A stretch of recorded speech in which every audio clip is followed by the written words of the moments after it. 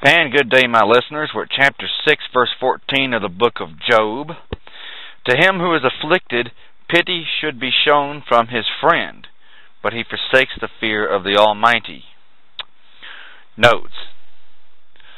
Well, Job did look for pity from his friend, but he found none. Well, the patriarch says that his friend has overstepped his bounds and has shown by his attitude that he has no fear of God. Well, regrettably, most of Christendom thinks little of roundly accusing or condemning that of which it has no knowledge and no understanding. Well, they do so because they, as well, have precious little fear of God, and the truth is, it really stems from a self-righteous attitude. Okay, no one's perfect, not even the best of us. Verse 15, My brethren have dealt deceitfully as a brook, and as the stream of brooks they pass away. Notes. Well, these individuals came to Job as if they desired to comfort and to help him, and I do genuinely believe that was their mission. However, instead, they start accusing him and condemning him, and it's going to get to where they even insult him. Verse 16, which are blackish by reason of the ice, and wherein the snow is hid. Notes. This is kind of a poetic way of saying that towards me they have been very, very cold. Continuing. What time they wax warm, they vanish. When it is hot, they are consumed out of their place. Notes. In other words, they try to say something good, but their warmth of their warm words, well, it vanished very quickly. And it certainly did. Verse 18, the paths of their way are turned aside. They go to nothing and perish. Notes. What he's saying here is that whatever they say has absolutely no merit and really no bearing on reality. Verse 19, the troops of Tema looked, and companies of Sheba waited for them. They were confounded because they had hoped. They came thither, and they were ashamed. Notes. Verse 19 says that the troops of Tema looked, and the companies of Sheba waited for them. However, these friends could not be trusted. Okay? And as far as verse 20 is concerned, Job implies that he is ashamed of having looked for compassion and kindness from these people. He should have been wiser and known better, is what he seems to be saying. Verse 21, for now you are nothing. You see my casting down and are afraid. Notes. They did. They were afraid of being around Job. These friends thought that Job was the object of divine vengeance and feared if they showed him any kind of sympathy that they might get involved and get some of that down on them. Well, that's not the case. Verse 22, did I say, bring unto me, or give a reward for me of your substance, or deliver me from the enemy's hand, or redeem me from the hand of the mighty? Notes. He's saying, have I asked you for any kind of help? You see, Job had not called on his friends to do any of these things. Verse 24, teach me, and I will hold my tongue, and cause me to understand wherein I have erred. Notes. Now you have to keep in mind that they claimed that he had sinned and he was justly being punished, so Job's asking him, okay, show me, what sin have I done? So they could tell him what he had actually done. 25. How forcible are right words, but what does your arguing reprove? Notes. If your words were right, that would be something else. However, they aren't right, is what he's saying. Verse 26. Do you imagine to reprove words and the speeches of one who is desperate, which are as wind? Notes. Now, Job is getting kind of insulting here himself. He basically says that you're full of hot air. Your words and your accusations should not even be dignified by a response. Verse 27, yes, you overwhelm the fatherless and you dig a pit for your friend. Notes. He's saying that I am completely down, and your condemnation is of no value. A helping hand is what I really actually need. Look at Galatians chapter 6, verses 1 through 2. Gives you a little bit more insight. Verse 28. Now therefore be content, look upon me, for it is evident unto you if I lie. Return, I pray you, let it not be iniquity. Yes, return again, my righteousness is in it. Notes. Verses 28 and 29 can be summed up like this. What Job is desiring is that his friends would look him straight in the face. Then they would not be able to doubt him. They would see that he is actually telling the truth. In verse 29, he's saying, if my cause be well considered, despite how things look, it will be seen that I'm doing the right thing.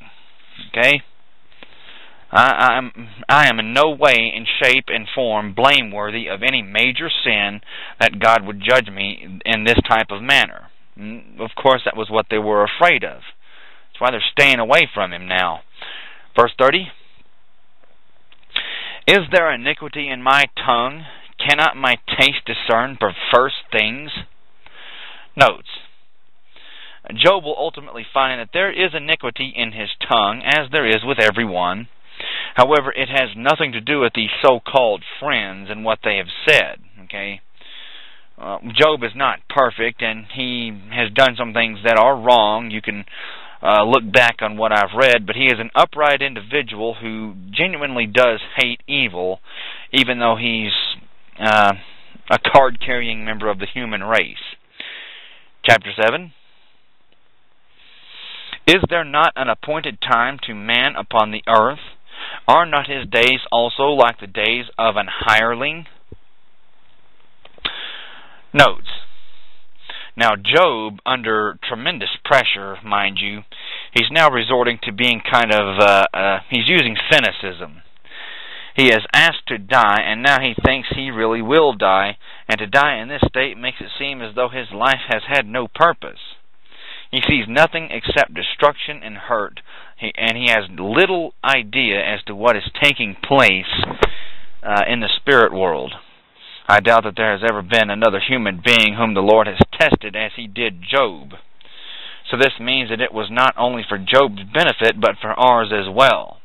There's far more here than meets the eye, is what one of the great themes of this book actually is. Okay, verse 2.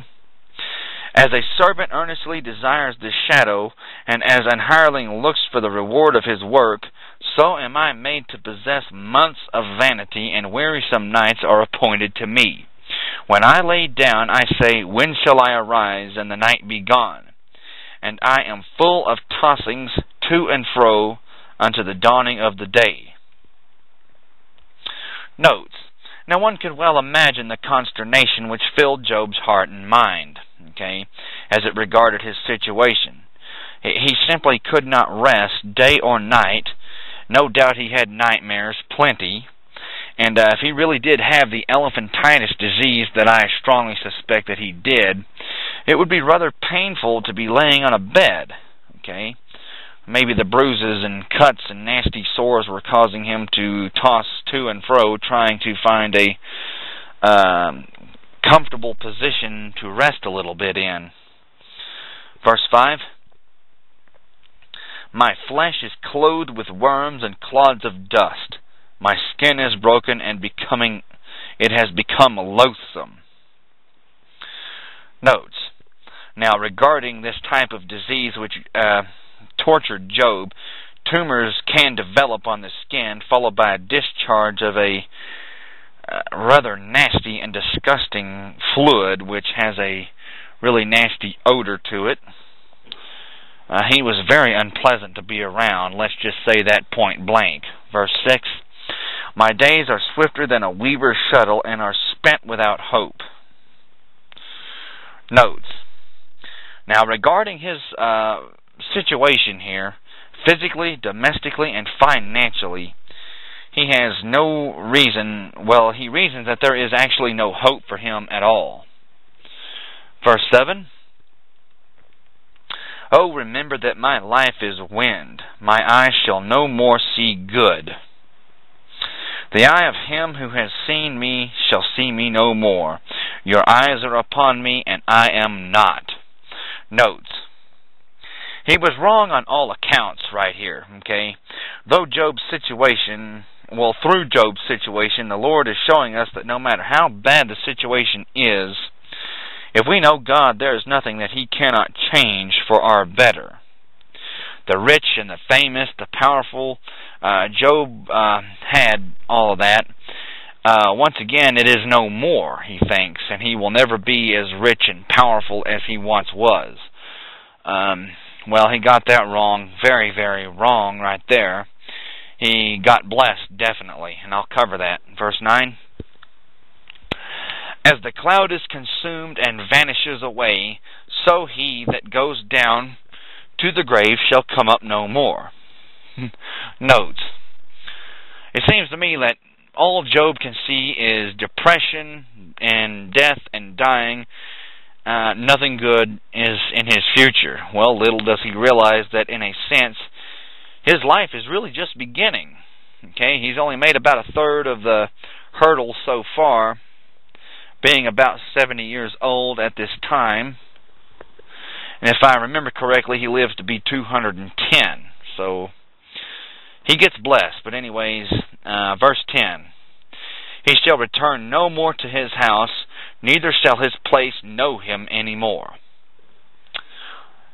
Notes. He's saying that which he was, the rich and the powerful, the famous and the influential, it's all over with. The Antichrist can't be that much further off. Well, he's wrong. Verse 11. Therefore I will not refrain from my mouth. I will speak in the anguish of my spirit. I will complain in the bitterness of my soul. Notes. In other words, what difference does it now matter what I say? Well, perhaps this is the trying point for every single believer in God, okay? Lacking understanding in the happenings of our life, we are prone to give vent to our emotions. Every time this happens, it is a lack of faith because of unbelief. And yet the Lord will have amazing patience with Job and with us. I must apologize, this dry air is taking a toll on my voice already. Verse 12.